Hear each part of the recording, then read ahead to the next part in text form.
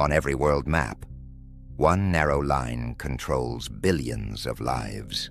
The Strait of Hormuz, just 33 kilometers wide, yet it carries 20% of the world's energy. Every day, 21 million barrels of oil flow through here, connecting global economies. To the world, it's a choke point, a ticking geopolitical bomb. But hidden inside this narrative is something almost unreal. An island where the earth bleeds red into the sea, and mountains rise in white salt and gold.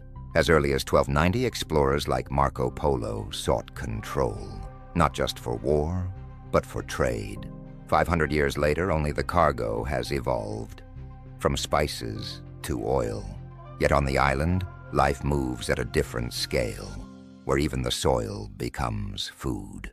A mineral-rich tradition, hidden in plain sight. This is not just a war zone, it's a living, breathing world. Everything you think you know is incomplete. This is the real Strait of Hormuz. By midday, this place becomes completely unlivable. Temperatures rise above 45 astighi, sometimes reaching 50. The land goes silent. This is the island's reality. Not by choice, but by absolute necessity. Because here life does not follow time. It follows heat every single day. Work begins before the sun takes control. Markets open early and disappear just as fast. By 10 a.m., the margins of survival are already gone. By noon, everything stops. The streets are empty. Inside these quiet walls, this is not rest. It is survival. Every move counts. The body slows to avoid collapse. Water is not something to be consumed freely. Here, every drop of water is measured. Because rainfall here can fall below 100 millimeters a year. Every single drop here has weight. By 2 p.m., even the wind disappears. The air stops moving, silence reigns. And throughout the day, the heat stays. But at sunset, everything changes. As the air cools, the entire island breathes again. Life returns, compressed into a few hours. Movement, laughter, work, all shifted into the margins the climate allows. Everything here is carefully designed around the heat. Thick walls store cool air, while small openings control the light. And movement itself is carefully calculated. This is not adaptation as a mere concept. It is discipline, refined over generations. Every second, something moves through this water. A vessel over 300 meters long, carrying the energy of entire nations. And all of it must pass through a corridor just 33 kilometers wide. In reality, usable lanes shrink to just 3 kilometers per direction. A two-way highway with no room for error. Over 21 million barrels of oil every single day. That's nearly 20% of the world's total consumption, fueling the energy needs of cities like Tokyo, powering the vast economies like London, and sustaining life in places that never see this water, all dependent on one fragile passage. One single mistake or just one delay, one simple mechanical failure can halt everything, and the entire system begins to feel it. Prices react in hours, not days. Costs rise instantly. Supply chains slow without warning. Factories thousands of kilometers away start to feel the pressure, not because of local failure, but because of a bottleneck they will never see. At any moment, over 50 massive vessels are navigating this corridor, each carrying enough fuel to power entire countries. And yet, imagine this space empty. No movement, no flow, no energy reaching the world beyond. That is the scale of dependence, a system that has become so efficient that it has no margin for failure, and there is no backup plan. This is not Mars. It is something much more incredible. This is Earth, and it has been forming for over 570 million years. An island where the land doesn't just exist. It dissolves into the ocean. Entire beaches, stained deep crimson by iron oxide. Mountains rise in colors that should not exist together. white salt, pushed upward from deep beneath the earth, layered like a painting, written over hundreds of millions of years. Temperatures here exceed 40 degrees, turning the ground into a furnace. Every step is taken on minerals forged under pressure and time. These crystals, formed when ancient seas evaporated millions of years ago, forces beneath the earth pushed this island to the surface, compressing layers of minerals into visible history. Erosion carved it, wind shaped it, time perfected it, and the sea continues the process every second, carrying the island, grain by grain, into the Gulf. There are no forests here, no rivers, no fertile plains, only rock, salt, and heat. And yet, it feels alive, because this island doesn't hide its history. It exposes it, every color, every line, a record of time written in stone. But this is not just geology. It is a living story. People live here, on this impossible terrain, and they don't just walk on it. They use it. It is part of them. They use it in their food and their culture. Because here, the earth itself is not just land.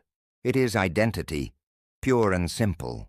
In most oceans around the world, this coral would already be dead. Because at temperatures of 35 degrees Celsius, coral ecosystems begin to collapse.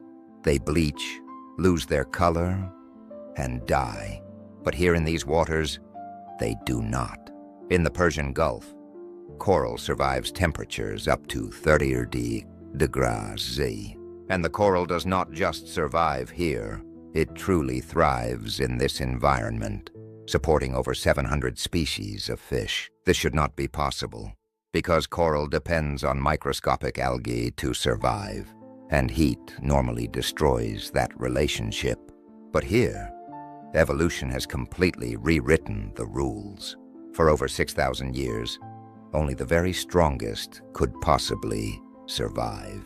Extreme summers, again and again, filtering out the weak, selecting the resilient, until only heat-tolerant coral remained. For marine biologists and researchers, this is not just any reef. It has effectively become a living blueprint for the future of our oceans, a model of how coral might survive global climate change. Because across the world, coral reefs are disappearing at an alarming rate. Reefs are disappearing rapidly across the globe. But here, they endure, and they sustain life beyond themselves. They are essential for feeding entire coastal communities, defining exactly where the fish gather, defining exactly where the nets are placed.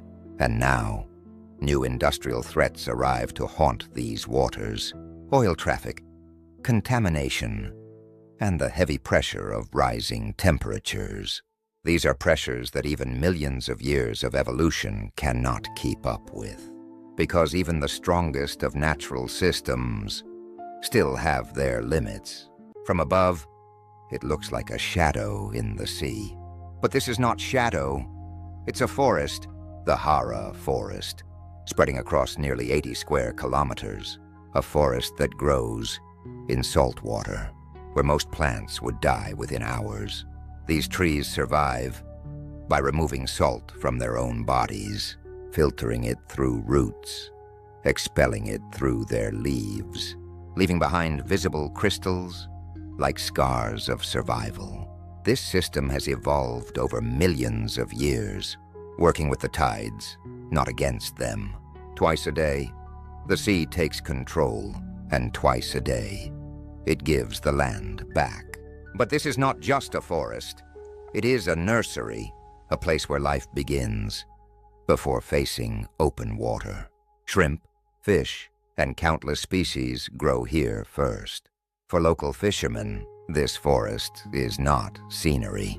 At 50 degrees Celsius, machines struggle to function. Cooling systems fail, energy demand spikes. But here, cooling was solved long before electricity existed. These structures have been working for over 1,000 years. Wind towers, designed with precision. They capture moving air from above and force it downward into living spaces, cooling it as it travels through shaded internal passages, reducing indoor temperatures by up to 10 degrees Celsius, without electricity, without fuel, without noise. Every tower is positioned to face prevailing winds, northwest winds, precisely calculated, built from mud, stone, and knowledge, walls designed to absorb heat slowly and release it even slower, streets engineered to create shade at specific hours, entire homes built as cooling systems.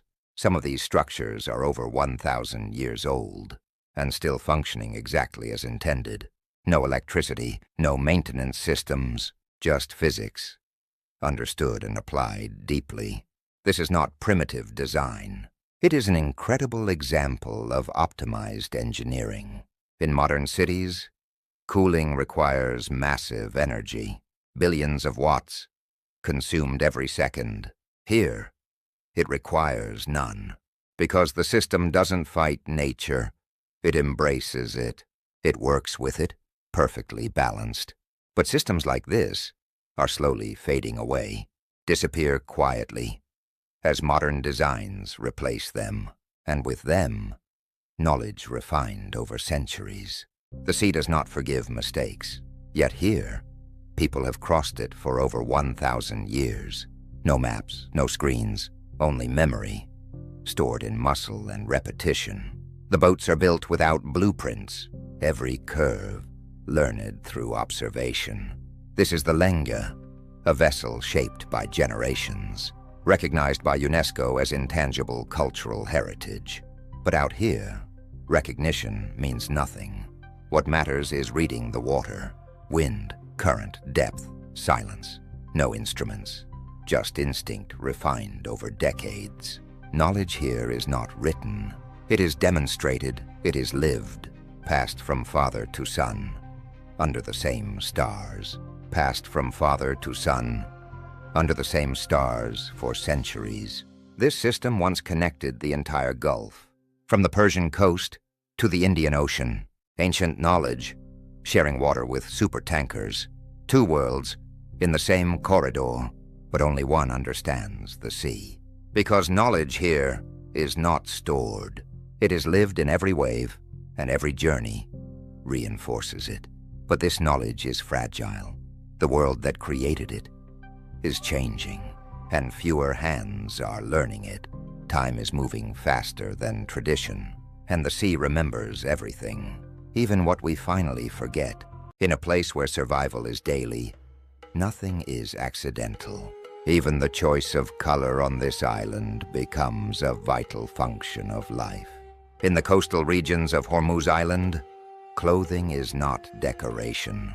It is protection, identity, and language, built to block UV radiation intensified by the salt's harsh reflection. But over time, function became meaning.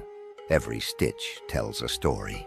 Patterns signal origin, family, and social identity. Even the ground itself enters daily life in profound and unexpected ways. In some traditions, iron-rich soil becomes food seasoning. This is not a matter of luxury, but a vital adaptation to the land. Every ingredient reflects the land it comes from. Even the trade routes and labor follow strict environmental limits. Culture and tradition are learned very early in this environment. This heritage is passed down through repetition, not formal explanation. Every stitch in the fabric carries centuries of inherited artisan knowledge. This is not merely a performance for others to watch. It is a powerful sign of true cultural continuity. Because in this harsh environment, even celebration must adapt to the heat. Life compresses into the only few cool hours that the climate allows. And so this vibrant culture survives only through direct transfer. Knowledge here is not passed through written books. Culture lives on not in books, but through active presence. Yet today, modern life is slowly pulling this fragile system apart. Today, modern uniformity begins to replace deep meaning. Slowly, the ancient symbols of this land begin to disappear. What took centuries to form and perfect over time, what took centuries to form can fade in just a single generation. But even as time passes, the land itself remembers. Even as people change, the profound memory of this land survives. And what survives becomes history. Some places are so isolated, even language changes direction. This is Qumzar, a village on the edge of the Musandam Peninsula, accessible mostly by sea, and sometimes not at all. And here, a language exists nowhere else on Earth. Persian, Arabic, Portuguese, Hindi, Swahili, a language built not by design, but by centuries of passing ships. Every trader left fragments behind, until language itself became a record of movement. For the people of Qumzar, this is not unusual. It is simply how the world sounds. But here, in this remote corner, isolation changes everything. For months, the village is cut off, and life compresses into cycles of arrival and departure. Language survives only through use, but the younger generation is leaving toward cities, toward uniformity, and with them, fragments of language disappear.